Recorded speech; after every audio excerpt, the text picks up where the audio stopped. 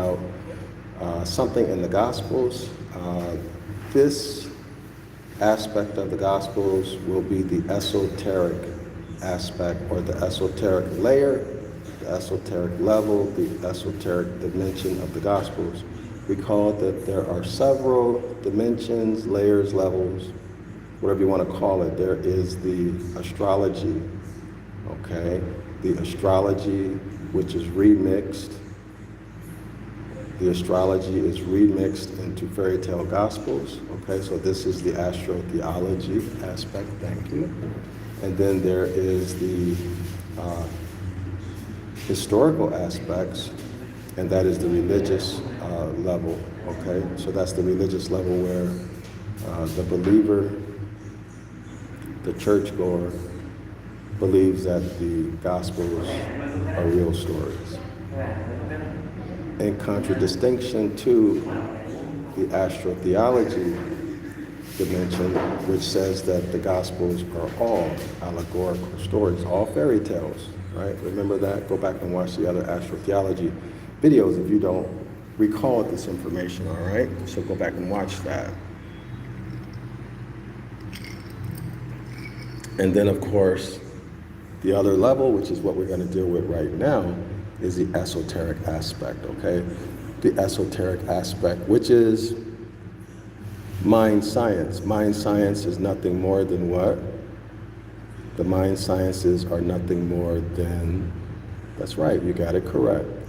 The mind sciences is the science or study or the reality of consciousness. Whether consciousness is used to manifest something physically or to navigate on the physical earth, land, air, and water, right? Or to manifest something else that you desire. One of the most popular concepts that people are familiar with is the concept of manifestation, right? Manifesting. Everybody probably around the world has heard of that, okay? So that would be a mind science, a study or an aspect of consciousness. So consciousness is, in review, consciousness is awareness. So I am all awareness, I am all consciousness, I am all that there ever was, I am all that there ever will be, and I am all that there is. Okay, I am all awareness, I am all intelligence, etc., etc. And then it's the utilization, developing technologies in that field of consciousness to produce or to manifest whatever you want to do, be, or have in your life, be it a state or a condition, a situation, or tangible things. Okay, tangible things would be, for example, how much land you want to have, how much fiat you want to have, thank you very much, how much wealth you want to have, so on and so forth, all right? So I'm in my daily routine now, y'all, okay? This is my, y'all know I enjoy black coffee, no sugar. So if you want to buy me a coffee, buy me black coffee, no sugar. And I guess this is good. If you want to do that, send it to the Cash App, $DrYasapa, $DrYasapa. And this is the complimentary tea that you always get in Vietnam. It's complimentary. So I also ordered iced tea. You're going to see the difference between the iced tea that I ordered and the complimentary iced tea. And this is really delicious. I would actually pay, I always say this, I would be more than willing to pay for the tea instead of the coffee. But Vietnam grows their own tea, so all of the tea is domestic tea, tea and domestic coffee. And once I had the privilege of going on a farm and actually picking coffee from the coffee plant, and y'all know that is some hard work. Oof. And I kept thinking to myself, wow, you know, I can feel what my ancestors felt. Those of them who may have been in bondage or whatever the situation were, and they were forced to pick cotton. whatever the situation might have been. And then you look at these miles and miles, as far as the eye can see, of rolling hills and ponds and rivers, right? And then I started to go off into my imagination about what it must have been like for our ancestors who owned their own land. So y'all hear that noise? That's the rain falling. So it's raining where I'm at, and you hear the rain falling on the roof. So yeah, so my mind went to another place, and I started to imagine what my ancestors felt like and how they lived on their own land. That was the first time in my life I ever experienced that. That was quite a wonderful experience, to see all of that land and then to imagine that it was mine and my ancestors and how they lived, how life must have been so good to be on their own land. But anyway, that was my experience. But let's go back to the topic. Excuse me. All right, so maybe I'm in the wrong place. But if I go outside, I might get in the rain. There's somebody else talking. But anyway, we'll make it do what it do. So that's the esoteric gospels, right? I forgot where I was at on that topic. But so what I'm going to talk about today, this is going to be a short live stream, y'all, I hope. But I had a conversation with a friend of mine who's a Hebrew Israelite and a gospel follower and a proud member of one of the camps, one of the larger camps, one of the more well-known camps, right? And we had a discussion about a verse in the New Testament, and I'll paraphrase it later on when I upload the video. When I upload this video, I'll put that verse in there so y'all can check it out. But that verse kind of, okay, so that's the iced tea that I paid for. So this is the complimentary iced tea, and this is the iced tea that I bought. Okay? So you can see the difference. And the taste is different. This iced tea tastes more like something you would buy in a Western country. Okay? So whether you're in the US or in Europe, this iced tea tastes like that. This iced tea has more of a refreshing, healthy kind of taste. Really hard to describe. But it's a very refreshing, natural type of taste. Whereas this iced tea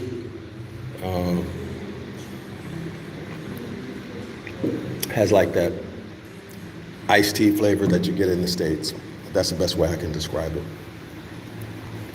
But anyway, so me and this fair weather friend of mine, me and this fair weather friend of mine were having this discussion. The Bible, the New Testament verse was something like, "O Timothy," something like,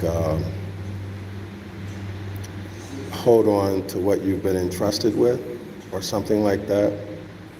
And I think it said, don't be given into vain arguments and something. And then it says something like, and science and and opposition. Don't be given into vain arguments and something gripes or something like that. And oppositions to science, falsely so called. I forgot the context of this discussion. But anyway, it led into us looking at the etymological meanings of each of those words in the verse. And here's what we discovered. Would y'all like to know what we discovered? Would you like to know what we discovered? Some of y'all might be surprised at what we discovered. Now, of course, it's something to it, right? That's why I'm doing the video. That's why I'm doing this live stream, discussing it, because there's something very interesting about it, all right, y'all? There's something very interesting about what we discovered. So take a minute and think about it. All right? I think that amongst the religious people in the Hebrew Israelite community and in the Christian community, I think that this verse that we're dealing with right now has some doctrinal explanations that are prominent, right? Prominent. All right, so I give you the gist of it. My expectation is that you all will go back and do this yourself. I'm going to give you the gist of it, okay? Again, the verse says something like, "O Timothy, keep what you've been entrusted with," or something like that. All right?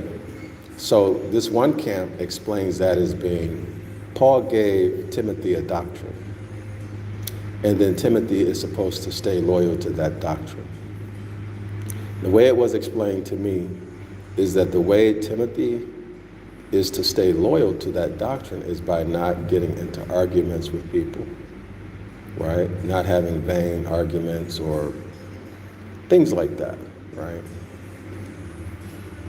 And this is where the sticky part came in. And then not going into vain arguments or debates, I forget what those words were, or opposition to science, falsely so called. Right? So what does that mean, and why was it written so convolutedly? Why is that so hard to understand? If this is an important verse for you Christians, for you New Testament Bible thumpers,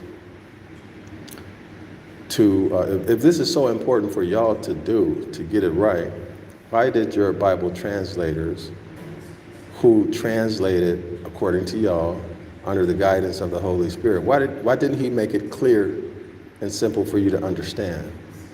Why did he make it so that you can't understand it when you read it? Or that you have to put extra work into it, an hour or two of extra work into it on just that one little verse, right? Why didn't he just tell you straight up? As a matter of fact, I think that was the context of what this conversation that I had with my fair weather friend about. The context was the deity not coming through, right? Going back to the story in the New Testament about the unrighteous judge who won't lift a finger. You got to bug him to death with prayer, right? And then once the judge gets so uncomfortable and you messing up his lifestyle, he can't rest, well, then he's going to do something. He's just going to give you whatever you want without regard to justice or the well-being or concern for your adversary, right? He's just going to go ahead and hook you up, so you leave him the hell alone, all right? So we were having a discussion about that and how that plays out in Christian people's lives. The deity never comes through. And then the churchgoer, the camp member, is always having to carry the bag and figure out what they didn't do right, what they did wrong, what they didn't do right, where you made your mistake, how to appease the deity so that he would get off his butt and do something for you. All right, so we had this conversation about that. And I remember if you had a friend who treated you like that, you cut that friendship off in a heartbeat as soon as you realized what was going on. You're being used. You're being used, or you're being what? Taken for granted. Imagine you got a friend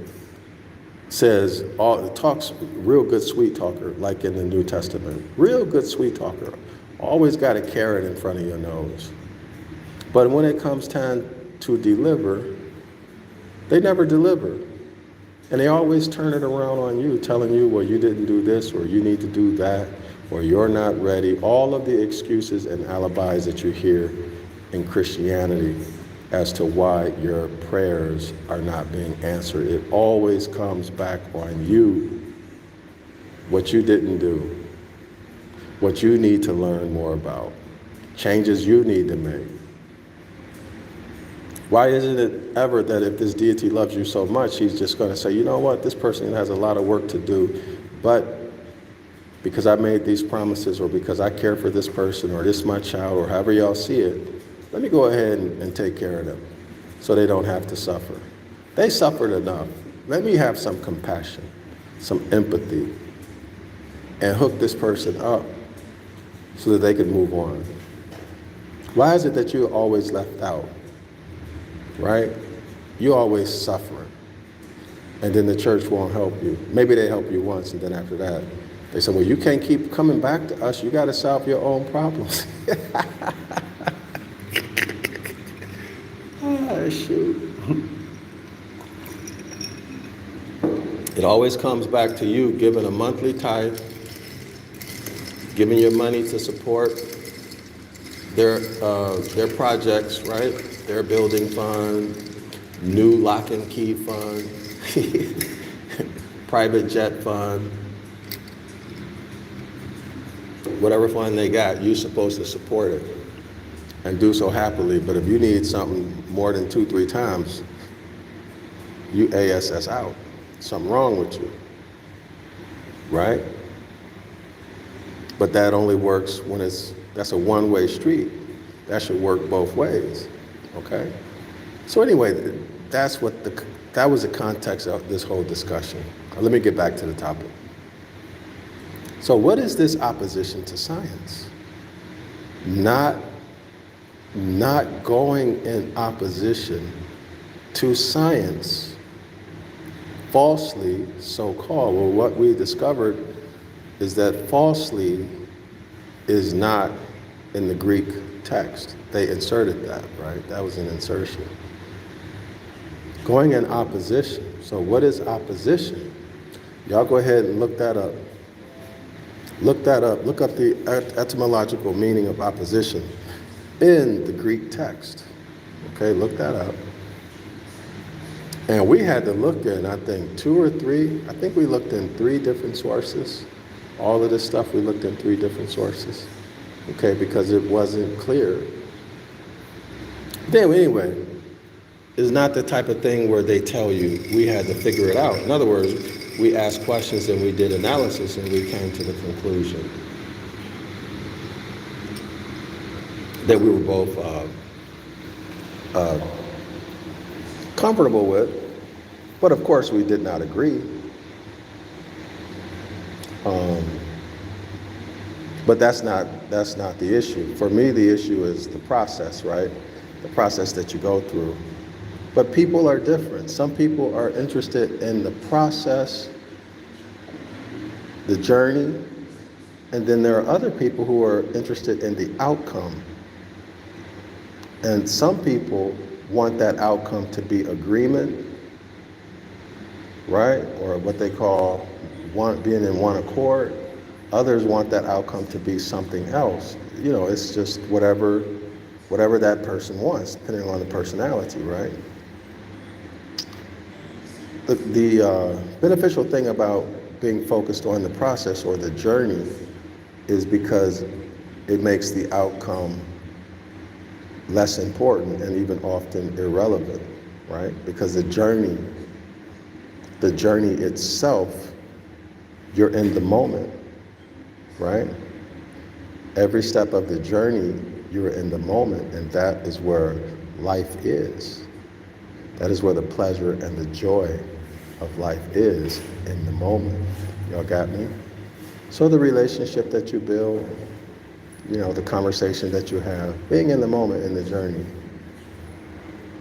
But anyway, so that's something to think about when y'all go through, when you talk to your friends about not just Bible-related stuff, but any type of interaction that you have with your friends. Make a decision whether you want to be focused on the journey, making sure that the communication is good, that you are connecting, making sure that in that moment you're creating a memorable experience for your friend or whoever it is you're talking to, right? making sure that you're making it memorable for yourself, but not just for you, but for that person. Okay? And if you are, let's say if you're an outcome-oriented person and you're not connecting with people or getting the outcomes you want, maybe you might consider expanding. Instead of focusing on outcome, try focusing on the journey, the interaction between you and the person, the cooperation, the camaraderie. Try to focus on that. In other words, up your game, and focus less on the outcome. Become multi-dimensional. But anyway, let's go back to the story. So what is this opposition to science? Well, it turns out that science, well, before I say that, let's say this. So in the New Testament, the focus is on belief, right? You got to believe, right? You got to have faith. Faith is the assured expectations of things hoped for, although not beheld, right? And then there are some people who say, oh, it's the evidence. Your faith is evident that something that the Most High has promised or said is going to happen, even though it has not happened, right? So in my opinion, that's playing with words. See, it either happened or it didn't happen, right? I understand what those people are saying. A future prophecy happened already, right? A future prophecy has happened already. Why? Because according to them, the Most High's word, his will cannot be stopped. It will happen. So his credit is good. So if he says it, then it's as good as done. That's what they're saying, right? Everybody knows that, I think. However, the reality is that it has not yet happened, okay? Because the only thing that exists is now. There is no such thing as the past. The past is only a mental construction. It's just a memory. It's gone. Ain't ever coming back. There's no such thing as a future. That's also a mental construct. All of these things are based upon what? The concept of time. Time is also a mental construct. Remember that? We talked about that. Time is a mental construct. Time comes from what? Cosmology. Time comes from cosmology, which is something you can sense with your senses. You can see the shadow of a sundial as the sun travels through the sky. You can see the changes in the shadow of the sundial, right? And as the sun enters into one constellation, passes through it, and exits it, you see one set of conditions in terms of weather, climate, right? You see that. Number of the length of daylight hours, the length of nighttime hours. You see a certain set of conditions with the oceans and the rivers. In other words, as the sun passes through the constellations, we know what seasons we're in. In Asia, there's rainy season and there's dry season. 2 seasons, rainy season and dry season, period. There is no winter and summer and fall and spring in Southeast Asia. It's rainy season and dry season, even though these days they're talking about winter, summer, spring, and fall in Asia. No. Don't buy that.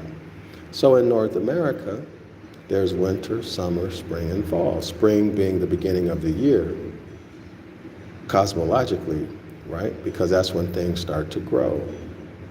But the remix has winter beginning what? In January. All right? So there are 12 months and 4 seasons. That means that each season is what? 3 months long. Correlate that with the image of Christ, JC, the Christ figure, and the Lord's Supper. The Lord's Supper, that famous painting. You'll see the 12 apostles grouped in threes. And then you'll see 2 women. You'll see 2 women. 2 of the apostles are women. Did y'all know that? Go back and look at those pictures. If you look at a picture and all of the apostles are men, keep searching for the old paintings, and you'll see 2 women. One of those women is Virgo, the Virgin Mary. The Virgin Mary, the constellation Virgo. Each of the 12 apostles represents a constellation. Y'all got that? The other, now this is my idea, I don't know if I'm correct, I think that other woman is actually Aquarius. Okay, Aquarius is painted as a man, but he's a water bearer, and he's pouring water down into a fish's mouth. All right? So according to historical sources, only women carry water. Only women carried water. So what would a man be doing carrying water? As above, so below. Okay, so that's my opinion. I don't know if it's correct, but that's my opinion. Aquarius is that other woman because it's a water bearer, right? A water bearer. The womb, the pregnant womb has water. Water gives life. All right, so let's go back to it. I forgot where we were. I got to stop going off on these tangents. Okay, so we were talking about in opposition to science. Oh, okay, so yeah, so faith is the assured expectation of things hoped for, although not beheld, something like, and y'all know that, whatever that verse is, right? That was an important part of the doctrine when I was in Christianity, this whole idea of faith and having faith, belief, and being willing to suffer and sacrifice as a demonstration of your faith, right? As a demonstration of your faith and loyalty, or not loyalty, dedication to the New Testament deity, okay? And a failure in that area is a big failure for you, okay? It's a big failure for you if you don't suffer through it and make it through that through that course of suffering. That's a big failure for you, right? Okay, according to Christian doctrine. Let me taste this orange. This orange is quite good. That was quite good. Y'all know I'm a fruit and vegetable man. So let's get back to it. So this is faith. It does not exist in the now. It's abstract, right? It hasn't happened. There's no evidence of it. There's no tangible evidence of it, okay? It's future. That means it does not exist. That's why you believe. In contrast to what y'all call in religion, the Old Testament. The Old Testament does not promote faith. The Old Testament tells you to look for what? The reputation.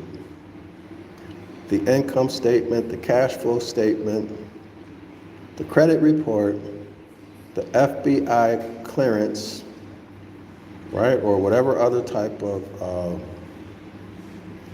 documents that the balance sheet, okay? What's their collateral, okay? Look at all these documents so you can get some evidence to show whether this person is honorable or not, whether or not they do what they say they're going to do, whether or not they have the capacity or capability to fulfill their obligation. right? This is what the Old Testament tells you to look for, okay? So this is very different from faith, right? They're opposites. They're opposites, okay? So appellation, reputation, historical record, right?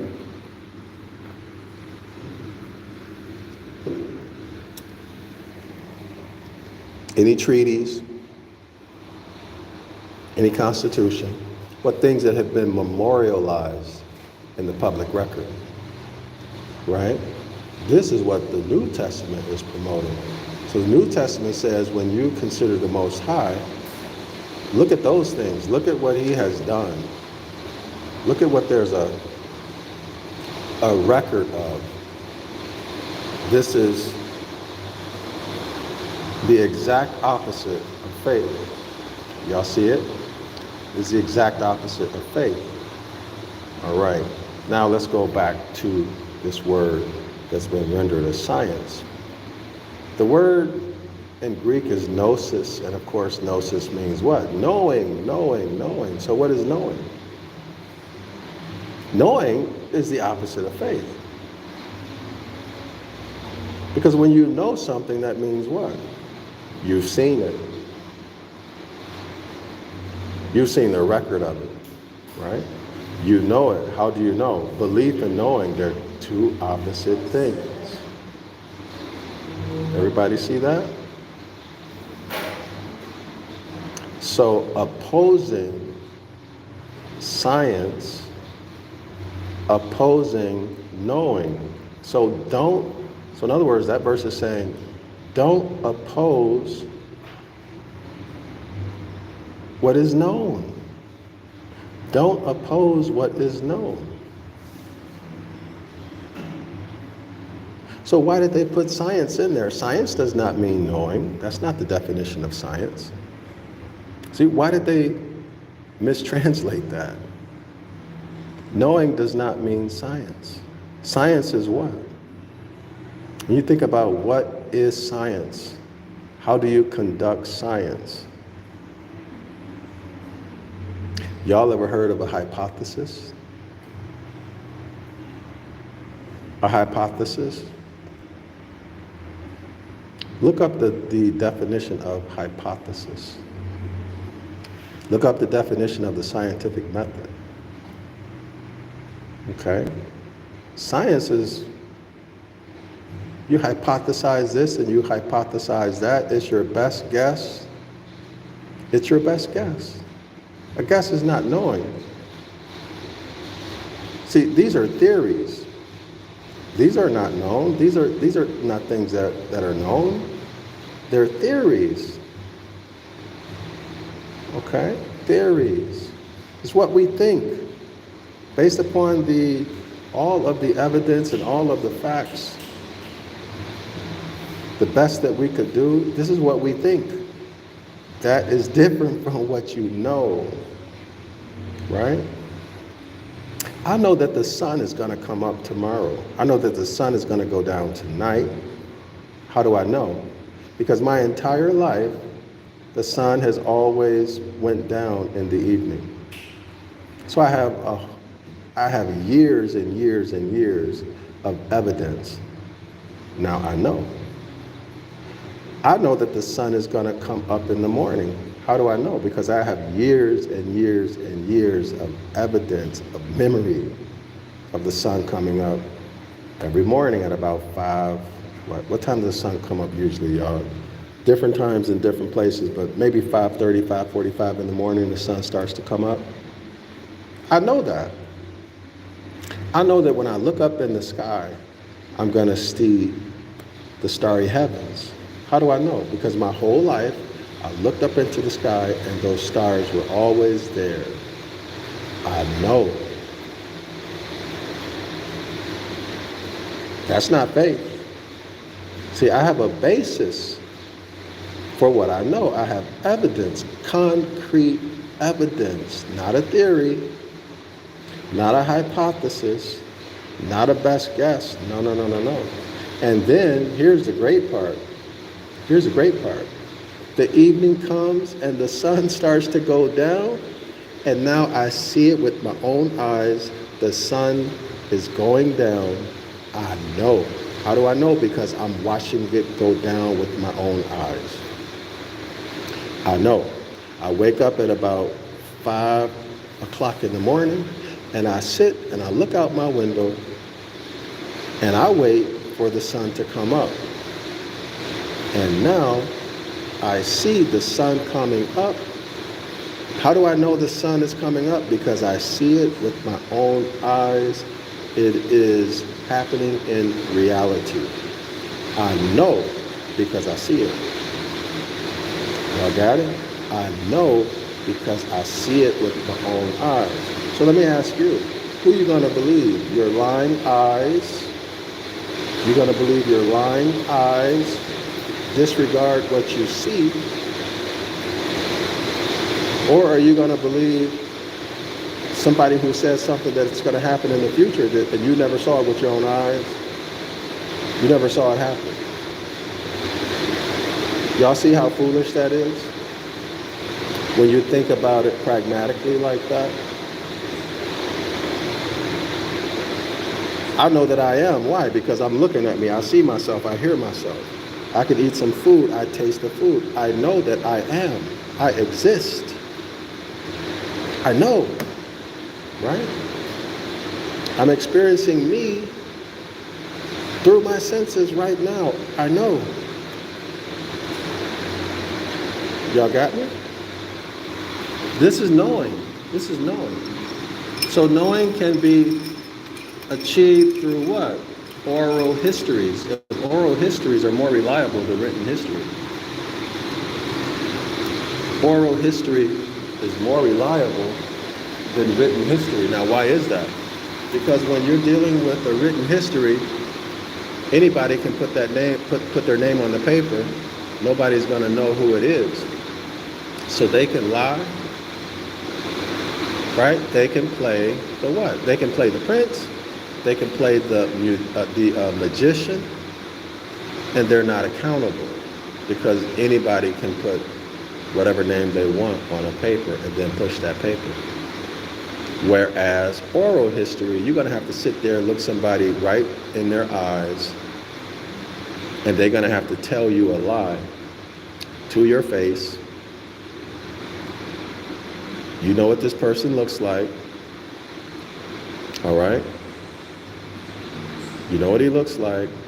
Then you go back and you find out that that person has lied to you, okay? Or the whole community finds out that this historian, this oral historian, who's supposed to tell the truth and pass these records down orally exactly as they were given to him. Y'all find out he ain't doing that? What do you think? What really do you think is going to happen to him? He has no alibi. He can't hide because there's witnesses against him. Y'all see that? The oral history is much more reliable. Much more reliable. Because people are accountable. Okay? All right? Return to the ancient ways of your foremothers and your forefathers. All right? Live according to their principles, values, customs, mores, and in doing so, you're on the path of returning to the Most High because you're honoring your ancient foremothers and forefathers. All right? Okay? So when you're living in the now, you are focused on evidence and facts. Evidence and facts. Okay? There only is the now. And life is most enjoyable and pleasurable when you're living in the now. Life is stress-free when you're living in the now. All right? Again, there's no future, there's no past. So what's the point Oh, well, Dr. Yasapa, what about prophecy? What about all of these prophecies? My answer to you is go back and read the contract that y'all call that y'all in religion call the Mosaic Covenant. Go back and read it. And then compare those prophecies to the contract. And then answer your own question. And always keep in mind Jeremiah chapter 8, verse 8.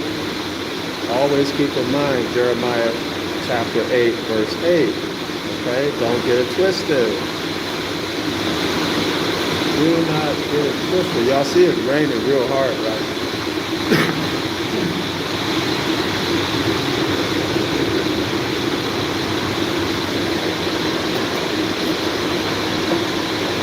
I don't know if y'all can see the rain, but it's really coming down.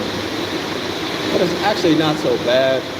I think they need to put some insulation between the roof and the ceiling so that it won't be so noisy. I think that's why it's so loud.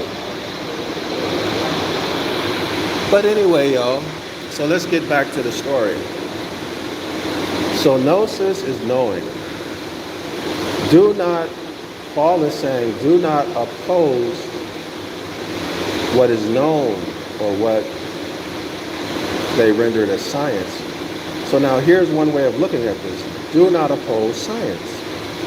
All right, so why did they put science? Think about that, y'all. What are the sciences? Well, there's political science, there's medical science, there's sociology, right? There's business management, there's engineering, all the liberal arts, there's law, architecture, astronomy,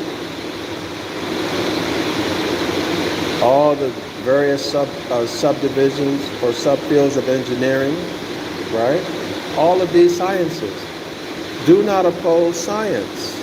Do not oppose science. Freemasonry, what we learn in the Devil's Pulpit, Freemasonry controls who and what in the global political system, the global political, economic, social, military system. What do Freemasons control? They control all aspects of it because they're the ones who put it out there. They make sure that everybody in each of those fields of human endeavor, so for example, education, medicine, law, in all of the sciences, the leaders are Freemasons. And they're going to push the Freemason agenda. Y'all got it? And they're going to bring people in place, their minions, who help them to execute on their agenda. So what am I saying here? These institutions will what? They will put in front of you authority figures like a Dr. Fauci, like a president of the U.S. corporation or a university, like a department head of a university, like talking heads in news media, like public health officials, like professional associations in medicine and healthcare,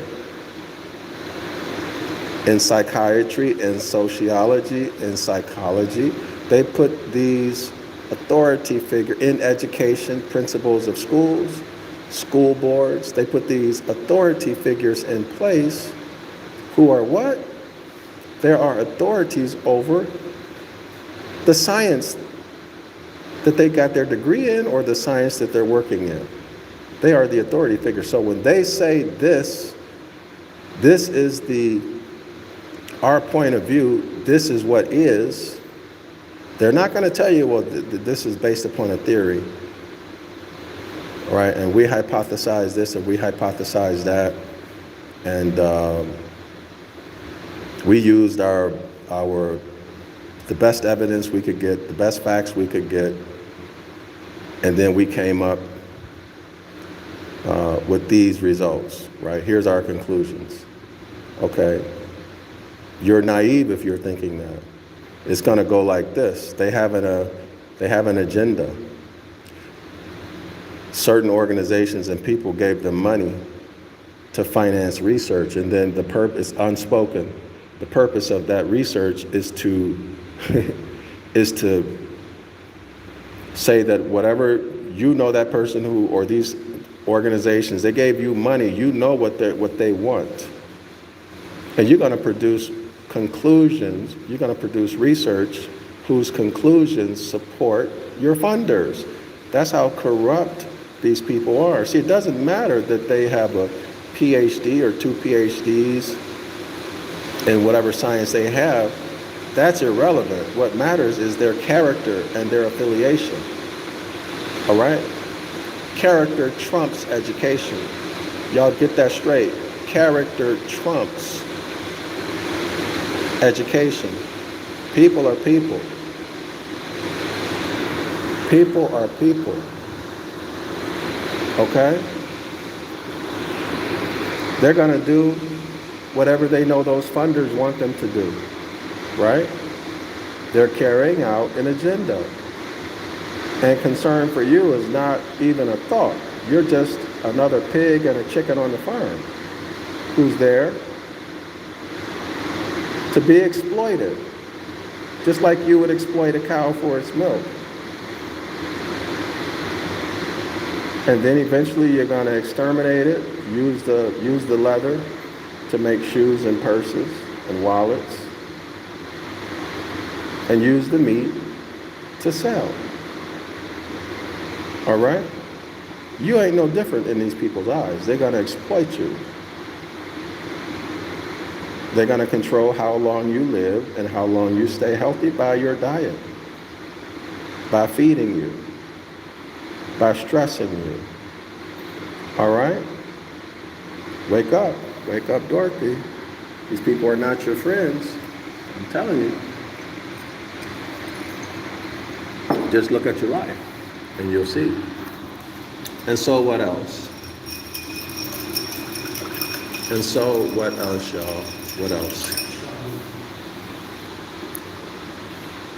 So now they have these authority figures that they put in place. And you see what the authority figures like in the WHO, the World Health Organization. You see how all of these authority figures came together and they decided what was best for you. And then they pushed that because what? They know best. See what I'm saying? They're the authority figures. So Paul, if you look at it this way, is saying don't oppose science. Don't oppose these authority figures. They know better than you.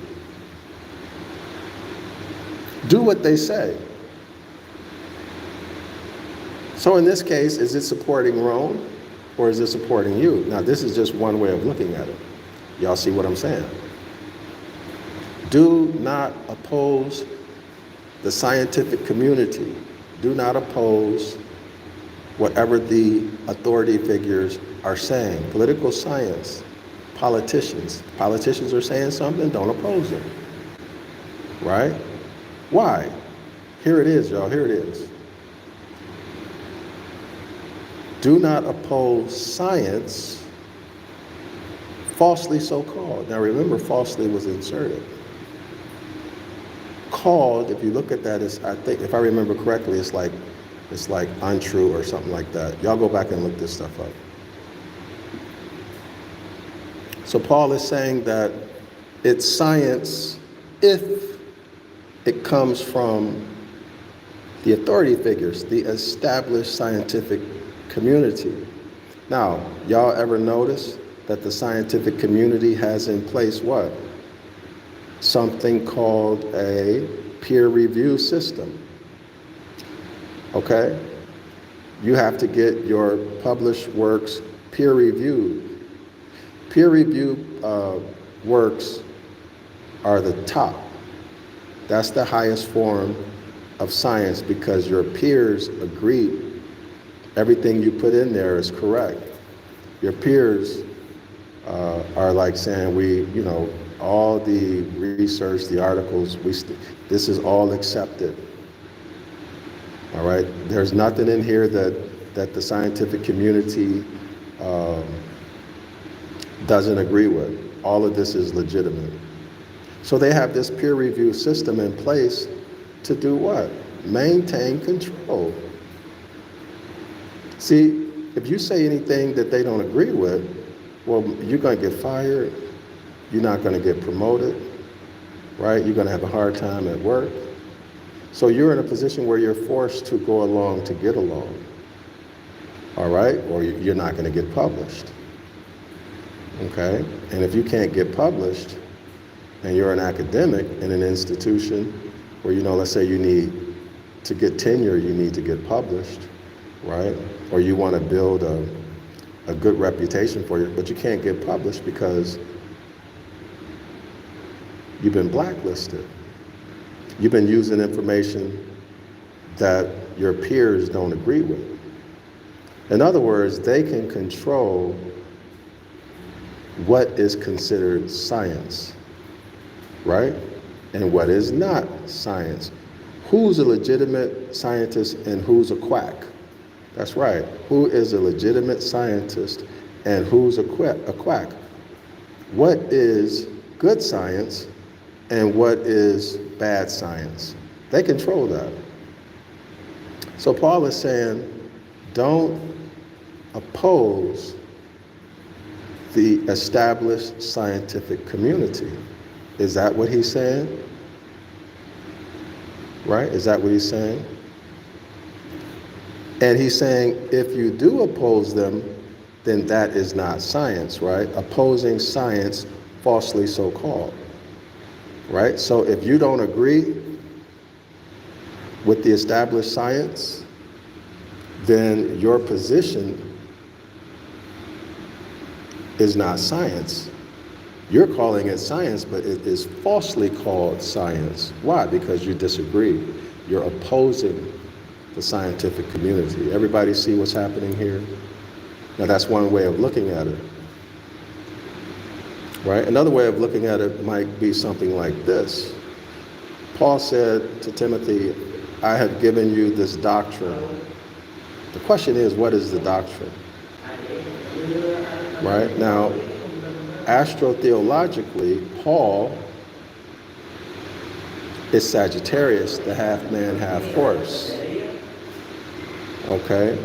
Now, the New Testament is a remix of natural phenomena occurring in the sky, in the heavenly bodies. So what is the astrological equivalent that Paul is talking about, the doctrine that was given to Timothy, right, that he was entrusted with? What is the natural phenomena? All right, and then what is the religious doctrine?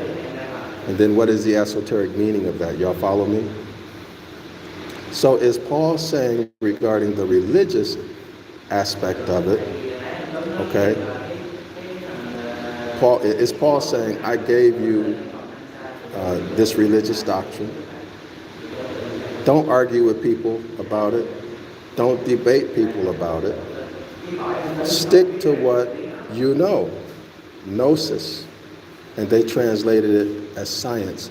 So why then would they translate it as science? Are they trying to control your perception to make you what? Be obedient to the scientific authority figures? Y'all see where I'm coming from? So I ordered also, this is yogurt. I hope it tastes good. Blueberry yogurt.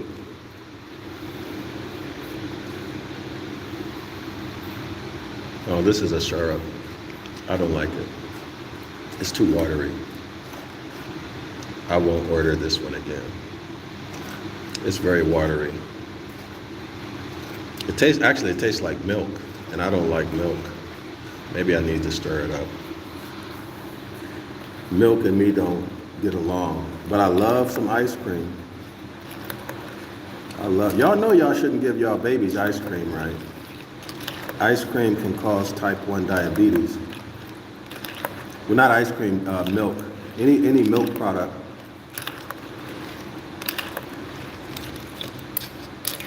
All right. That's another story. I just thought I'd share that with y'all. It tastes better now. It tastes more like yogurt, but it really doesn't taste like yogurt. I like yogurt. All right, so let's go back to it. This is actually kind of expensive. More expensive than what I thought it would be.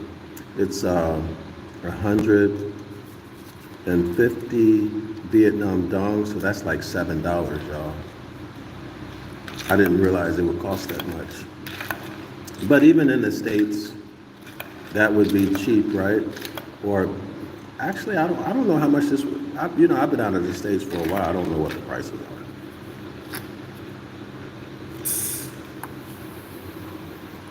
But anyway, like I'm trying to say, is Paul saying, look, I told you some stuff. I gave you some religious doctrine.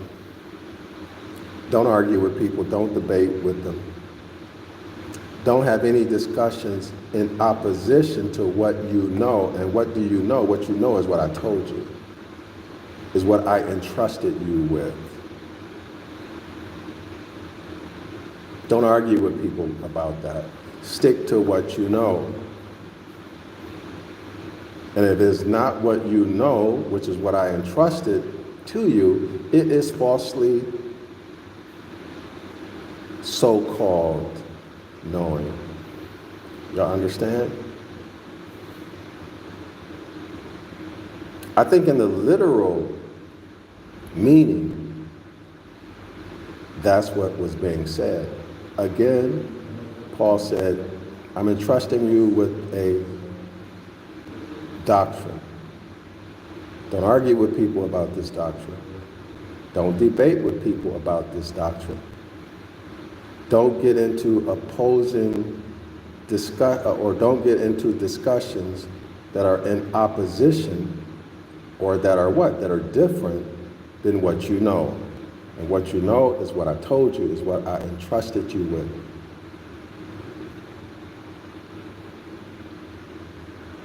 Don't have any discussions in opposition to what I told you, what I entrusted you with, to what you know. These things are not knowing. These opposing doctrines are not known. You don't know them. Or is it that Paul is saying, stick to what I told you, the doctrine that I gave you. Don't get into, and the way that you stick to these things is by not arguing and debating with people. And by not opposing science, falsely so-called. By not opposing whatever the scientific community says is fact. Because if you oppose that, then now what you're believing or what you're pushing is not science at all. That's why it's saying falsely so-called, because you oppose the established scientific community's view on a certain matter. You decide which one is saying. But let me ask you this question, Yasharala and all Moors. Why did they render that word science? Why did they render it science instead of knowing? I can tell you what I think. I think they rendered it as science because they want to make you trust and follow Rome. What do I mean by that? When the World Health Organization or when Dr. Fauci, or when some other organization or individual who's considered an authority, a scientific authority on a matter, says something, you follow it. Because as a Christian, you are not supposed to oppose science. You are not supposed to oppose Rome. Political science is politics, political leaders. You're not supposed to oppose them. So now you're supporting Rome. Y'all got it? But anyway, you decide what you think. These are just some thoughts I had, a conversation that I had with a friend of mine. Excuse me. I thought it was interesting enough to share with y'all. So let me know what you decide about what's meant there. Go back and do your own research, right? Go back and look up the etymological meanings of this. So remember, this is the Esoteric Gospels, the Esoteric Gospels. All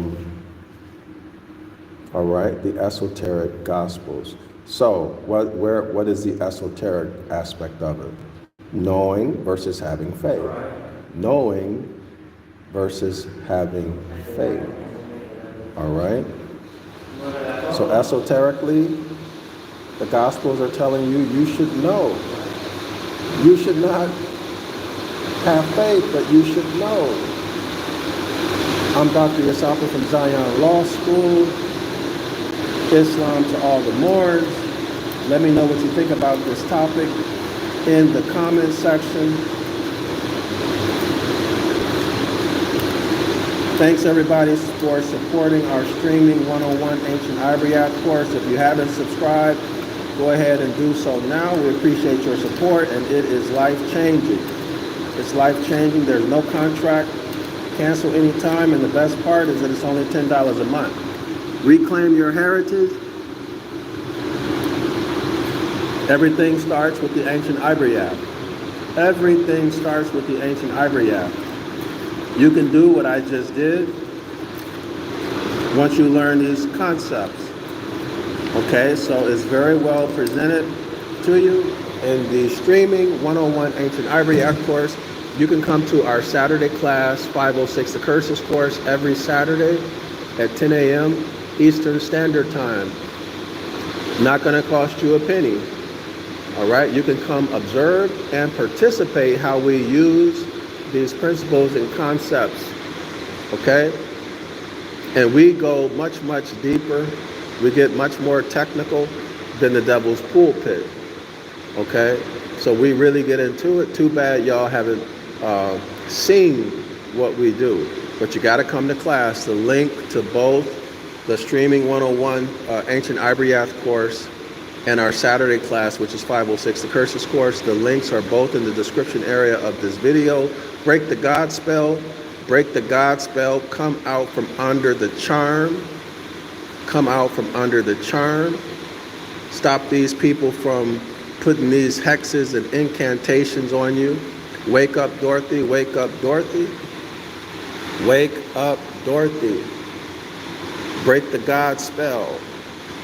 Every time they read a verse to you, every time they read a verse to you, every time they preach a sermon to you, they are what? Putting out incantations, spells and charms to keep you under the God spell, keep you ignorant, and keep you as a sheeple so that they can keep on shearing you. So that they can keep on shearing you. This is the dark priesthood that we're talking about, all right? So break the God spell, break it, get educated, stand up as a man and a woman, learn, become educated, become competent, make the decision to accept the religion or to reject the religion. Don't keep going through life just believing, all right? The esoteric meaning here, the esoteric concept or issue at hand here is again knowing, gnosis, knowing, Gnostic, knowing. Get out of this religious faith and belief paradigm. Again, I'm Dr. Yasapa If you want to support my work, if you want to support me, if you enjoy the way I teach, or if you just like sitting back talking with me like we've been doing in these sessions, consider supporting me and my work. Cash App is $DrYasapa, $DrYasapa, $DrYasapa. The link is in the description area, or you can support on paypal.me/Zion Law School. And what I would really like for y'all to do is support us by buying our books. Books that I have written that we published through Zion Law School that will educate you about Ancient Ibaryath. That's what I really want y'all to do. So you have a lot of options on how you can support me and my work at Zion Law School. Either one-time cash donation investment through Cash App and PayPal, or you can buy our books. You can subscribe to the 101 Ancient Ibaryath course, or you can come to the 506, the Curses course, where we're covering Deuteronomy chapter 28, verse 15 through 29. So you can come and support that way, either as an observer. You can come to class for free, ain't gonna cost you nothing. You participate and you learn. And if it's right for you, okay, you like being with the scholars who are enrolled and you want to stay, you can enroll. You can support that way. So you have a lot of options. Okay, so choose what's best for you, and I'll see y'all on the next video. Islam and Shalom.